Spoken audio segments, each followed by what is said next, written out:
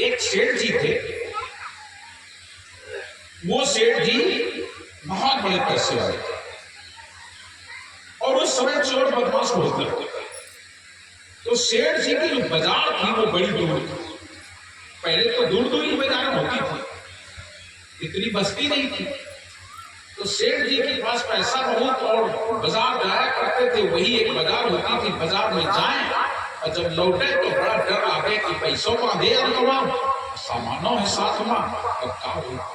ऐसे उनका समय बीत रहा था। एक दिन बोले पैसा की तो कोई कमी है ही नहीं, तो क्यों ना हम अपने गांव में ही बाजार लगा लें, अपने गांव में बाजार लगा लें तो ठीक रहेगा, हमारी बिक्री यहाँ हो जाएगी, हमें वहां नहीं जाना। तो उन्होंने गांव में डुग्गी करवाई, ढिंडोरा पिटवाया कि अब की बार जो है गांव में ही बाजार लगा। अब जब गांव में बाजार लगी तो बाजार लगी नहीं। कोनो कोनो आए, कोनो कोनो और पता नहीं का वो, पता नहीं को जाए कि ना जाए, तो कोनो आओ नहीं। सेठ जी का पुरानी बाजार जाए, सेठ जी खुद पुरानी बाजार जी बोले बैठ गए तो कुछ बीच बीच बोल करिए और सब तो गड़बड़ जी। तो सेठ जी अब रात में फिर सेठ जी सोचे कि करन तो का कैसे का। एक दो बाजारें निकल गई। सेठ जी बोले फिर डुग्गी करो। उन्होंने डुग्गी करवाई और ये डुग्गी करवाई कि मेरी बाजार में जो व्यक्ति आएगा, जिसका जो सामान शाम को बच जाएगा, उसका पूरा सामान हम शाम को खरीद लेंगे। जैसे यह बात रही तो पुरानी बाजार में कौन नहीं, सब के सब से बढ़िया फर्स्ट क्लास लग गई बाजार। तो बढ़िया हो गया, जो सामान बचेगा वो सब का सब हम खरीद लेंगे। हर आदमी या बढ़िया बात है, वहां तो बच जाता है तो घर ले जाता है, तो सेठ की खुदा कर दी। सब लोग अपना आने लगे और शुरू बाजार चलने लगे।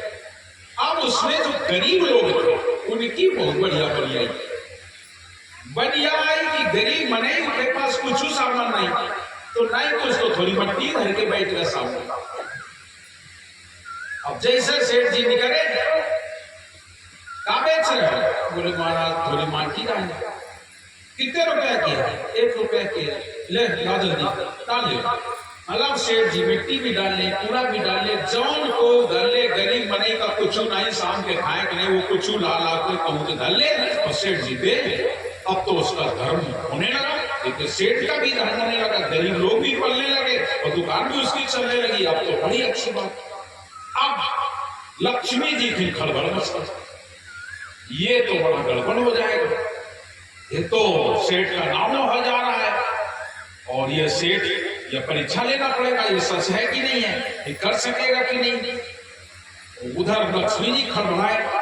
दिनों दिन सेठ जी का नाम चारों तरफ नाम ही नाम होने लगा। सेठ जी बहुत बढ़िया, कोई भी बाजार में जाता, कुछ भी बच जाता सब। लक्ष्मी जी बोले, मन में विचार करे, बोले अब हमार सामान खरीद लिया तो जल गए। लक्ष्मी जी का करने एक जनी का पढ़े और उसको कहते थे दरिद्र, जाओ तुम क्या करना है? बोले तुम अपन चदरा बिछा के बैठ जाओ। सेठ जी ये पूछे कि क्या बेच रहे, तो बता दो दरिद्र बेच रहे। बच्ची ठीक, कितने देते? 5 रुपए। दरिद्र वहां से गया और जा करके बढ़िया चद्दर बिछा के बैठ गया। जो ने पूछा क्या बेच रहे हो? दरिद्र। तो बोले दरिद्र। सब भागे भागे घूमे, को नहीं। शाम के जब सेठ जी आए, जौने के सामान बचो सब खरीद भाली गाड़ी में एक जगह वो बैठा। बोले तुम क्या बेच रहे हो? बोले हम दलिद्र बेच रहे हैं। दलिद्र बेच रहे हैं? बोले हाँ। कितने के रहे? बोले 5 रुपए। डाल दे मां, डाल दो मेरी गाड़ी में। तो चंद्रा से तो 250 गाड़ी डाल दी, 5 रुपए लेके चलो। आप लक्ष्मी जी और घबरा गए कि सेठ ने दरिद्र को खरीद लिया। अब जब दरिद्र को खरीद लिया तो हमार का दशा होगा, हमार का होगा। अब लक्ष्मी जी परेशान। सेठ जी ने दरिद्र भी खरीद लिया मतलब सेठ तो बहुत महान हो जाएगा। अब इसकी तो परीक्षा लेना होगा। रात में सेठ जी सोए, जब सोए तो लक्ष्मी जी आई और आके बोली से बोले हम जा रहे हैं। तो जाओ, सेठ जी ने दिन जाओ, पूछो नहीं मैं तुम काहे जा रही हो। अब लक्ष्मी चली गई और जब चली गई अब ओखा कोई जगह नहीं मिली। दुनिया में सब जगह घूमे होगा कोई जगह नहीं। अब जब आई लौट के लक्ष्मी बोली सेठ, बोले हम आ गए हैं। बोले कैसे आ गई हो। बोले रानी बन के रही बे। सेठ जी बोले एक जगह नहीं, जब चली गई तो जाओ, हमारे दिन जगह नहीं। लक्ष्मी बोली तुम दलित खरीद रहा हो, खरीद लेना होते एक बार, चली गई ना।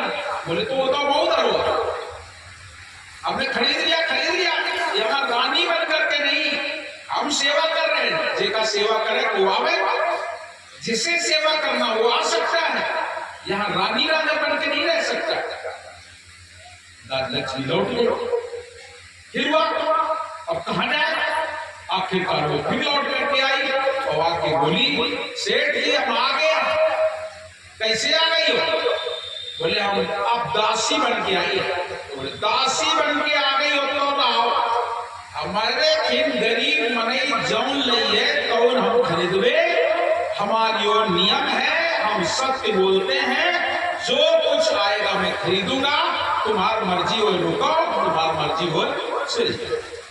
सतिया सत मत छाड़ू, सत छाड़े पत जाए, और सत्य की बागी लक्ष्मी फिर मिलेगी आए। आखिरकार वो ईश्वर के चरणों में झुक ही जाएगी, कहीं झुके या ना झुके, लेकिन ईश्वर के चरणों में, परमात्मा के चरणों में माया को झुकना ही पड़ता है। आखिरकार लक्ष्मी फिर से आकर के निवास करने लगी और राजा सेठ जी अपना बस वही काम, इसीलिए तो ऋण लगाई थी दुकान पर। उनके यहाँ जो भी गरीब अमीर जो भी आता था सबको आसन मिलता था, सबका सेवा होता था, सबका सम्मान मिलता था। तो फिर से दिनों लक्ष्मी कहते हैं किसी को ब्याही नहीं है, कब कहाँ क्या हो जाए, लेकिन जो लोग लक्ष्मी का व्यय करना जानते हैं, खर्च करना जानते हैं, उनके यहाँ लक्ष्मी रुक जाती है। लक्ष्मी को अगर जोड़ जोड़ के धरी तो वह गड़बड़ हो। तुम लोग सोना चांदी बनवा के और खोद के गाड़ के घर दे, पुराने जमाने में धरता है क्या? बिल्कुल। आज भी आप लोग सोना चांदी खरीदते हो, बनवाते हो, लेकिन याद रख लेना तुम्हारे के लोग कोनो काम के नहीं बनवा लाए और खुशी खुशी दुनिया का दिखावत हो कि हाँ भाई के इतना सोना, भाई के इतना चांदी, भाई के इतना ये सामान है, दिखाना। लेकिन अगर कोई सेठ है, अगर कोई व्यवसायी है, तो ये जो ना खरीदो, लाओ हमें तुम जितना ही पहले हो जाओ, इतने में तो हम 4 महीना में तो दोगुना कर लेंगे। याद रखिएगा, वो लोग दुगुना कर लेते हैं। एक घटना है ऐसी, उनको जानकारी थी, केवल कार में टच थे माता के, और टच खुलवा के लाओ, बेच लो, बेच के ला के सामान शुरू किया, आज करोड़पति अरबपति। लेकिन हम लोग गरीब लोग होते हैं तो सोचते हैं ऐसा कर ले वैसा कर ले, जोड़ ले, लेकिन जो व्यवसायी लोग होते हैं जोड़, उनके ऐसा नहीं कि नहीं जब हो गया तो हम पहनने के लिए, लेकिन ना उससे पहले वो व्यवसाय देखते हैं।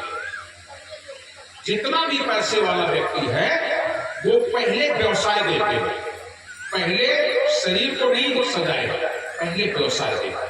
हमारा व्यवसाय अगर चल गया तो बहुत सारा सामान आता, और व्यवसाय भी नहीं चल रहा है, और तुम्हारे पास तो ऊपर से कर्जा लेके लेंगे।